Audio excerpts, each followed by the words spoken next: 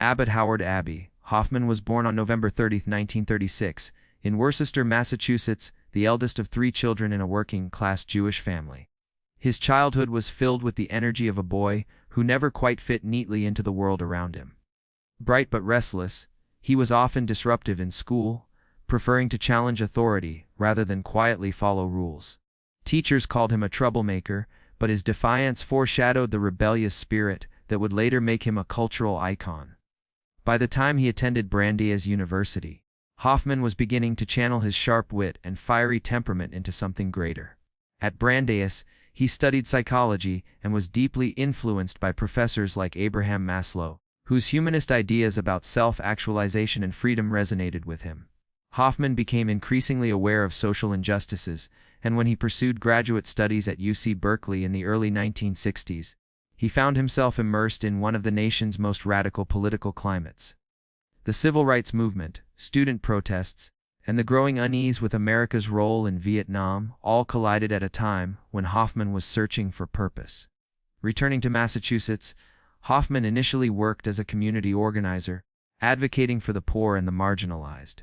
But the traditional tools of politics, petitions, meetings, lobbying, soon seemed too slow, too tame, for the scale of injustice he saw around him. Hoffman began to think in terms of theater, spectacle, and shock as ways to awaken people. His belief was simple: protest should not only oppose power, but also capture the imagination. In 1967, alongside Jerry Rubin and others, he co-founded the Youth International Party, quickly dubbed the Yippies. Unlike the more sober political movements of the time, the Yippies embraced absurdity and satire as weapons against the establishment. They believed that humor could puncture hypocrisy more effectively than lectures ever could. Hoffman became their natural spokesman, with his wild hair, flamboyant personality, and sharp tongue making him a natural for television cameras. The Yippies' antics became legendary. They once marched into the New York Stock Exchange and showered the trading floor with dollar bills, causing traders to scramble in a frenzy while cameras rolled.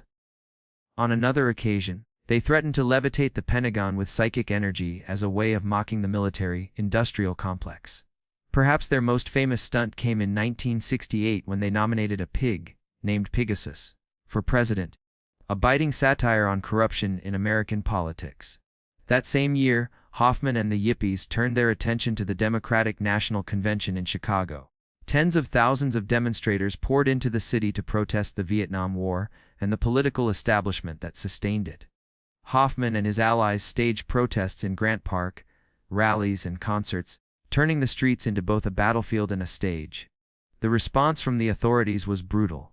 Nightsticks, tear gas, and mass arrests turned the demonstrations into what observers later called a police riot. The images of chaos, broadcast nationwide, seared themselves into American memory. The federal government's response was swift. Hoffman, Rubin, Tom Hayden, Bobby Seale, and others were indicted on conspiracy charges, accused of crossing state lines to incite riots. They became known as the Chicago 8, and their trial in 1969 turned into one of the most infamous in American history. Inside the courtroom, Hoffman treated the proceedings as political theater. He wore judicial robes to mock the judge, cracked jokes at inopportune moments, and refused to play the part of a repentant defendant. When asked to state his name, he once replied, "Abbie Hoffman, living in Woodstock Nation." For him, the trial was a farce, an attempt by the government to silence dissent, and he used every moment to turn it back against the system.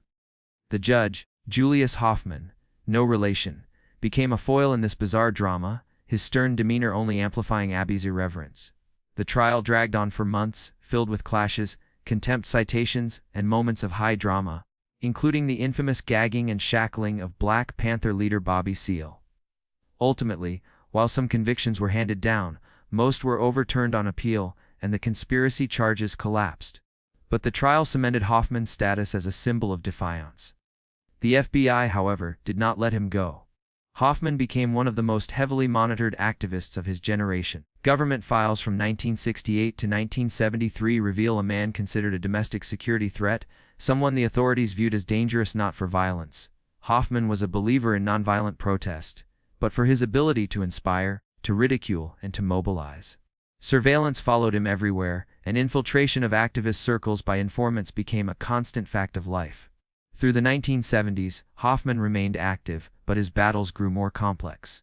He took on environmental issues, opposing the destruction of natural spaces, and became an early voice in the movement against corporate pollution.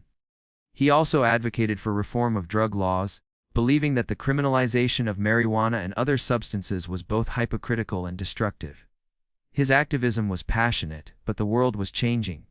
The counterculture of the 1960s was fading, and the political climate of the 1980s, with Ronald Reagan in the White House, felt far less hospitable to Hoffman's style of protest. By this time, Hoffman's life was also marked by personal struggles. He went underground for several years to avoid a drug conviction, living under the alias Barry Freed, while continuing to work quietly on environmental campaigns. He resurfaced in the 1980s, but the toll of years of conflict, pressure, and disappointment weighed heavily on him. In 1989, at the age of 52, Abbie Hoffman's life came to a tragic end. Officially ruled a suicide, his death shocked those who had seen him as a tireless spirit of rebellion. Yet even in death, Hoffman remained larger than life. To his admirers, he was a trickster, a prophet, a cultural warrior who proved that protest could be joyful and daring. To his critics, he was a troublemaker who thrived on chaos. But no one denied his impact. Today, Abbie Hoffman endures as a symbol of the 1960s. Of its hopes, its anger, its humor, and its unyielding belief that ordinary people could challenge the most powerful institutions in the world. His life was messy, contradictory, and filled with both triumph and tragedy, but it was also a testament to the power of imagination in politics. He once declared, "Revolution for the hell of it." And though some took it as a joke, it captured the essence of his philosophy that rebellion, laughter, and the refusal to accept injustice were not only necessary, but deeply human.